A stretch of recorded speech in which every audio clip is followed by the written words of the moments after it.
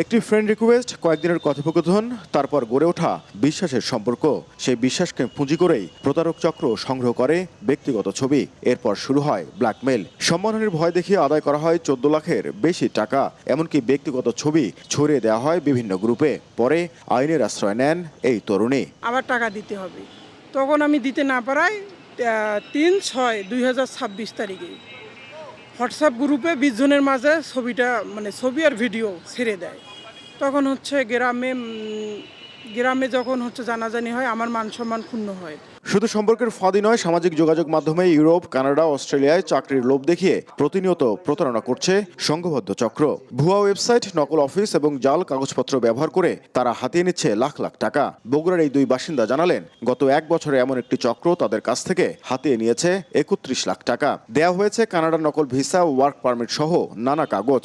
1-1.5 মাসের মধ্যে আপনি কানাডা নিয়ে যাবো, আপনি 4-5 লাখ টাকা কামাই করেন মাসে, এই কথা বলছে। স্যার আরও অনেক কিছু বলছে। তা আমি আর ওইগুলো কথা শোনা যায়, কোরআনের কথা করেছে, তখন আমি আমাকে বিশ্বাস করে টাকা দিই। পাসওয়ার্ড গোপন করা আছে, এখন বলা যাবে না। আপনার ওটা যখন আপনার টিকিট দেওয়া হবে, তখন আপনার মনে করেন যে ওই ইয়েটা ওপেন করে দেওয়া হবে। নীলফামারী, রংপুর ও গাইবান্ধার বেশ কয়েকটি চক্র এখন সক্রিয়। গেল 1 মাসে পুলিশের জালে ধরা পড়েছে অনেকেই। আইনশৃঙ্খলা বাহিনী বলছে, সাইবার অপরাধ নিয়ন্ত্রণে তারা কাজ করছেন। এই পেজের মাধ্যমে তারা অনেক বড় একটা গ্রুপ খোলে এবং বিভিন্ন সদস্যদেরকে এরা ইনভাইটেশন দেয়, এখানে যুক্ত করে এবং প্ল্যাটফর্মের মাধ্যমে ওরা যুক্ত করে বিভিন্ন ধরনের যে অসৎ উপায়ে এই প্রলোভনটা দেখায়। নাগরিক সমাজের প্রতিনিধিরা বলছেন, শিক্ষা প্রতিষ্ঠান থেকে কর্মক্ষেত্র সবখানেই ডিজিটাল নিরাপত্তা সম্পর্কে সচেতনতা বাড়াতে হবে।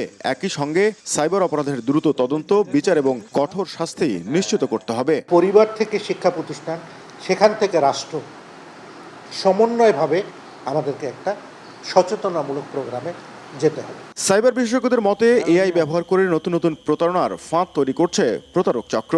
তাই আইনের প্রয়োগের পাশাপাশি সামাজিক সচেতনতা বাড়ানোর বিকল্প নেই। নাজমুল ইসলাম নিশাত, সময় সংবাদ, রংপুর।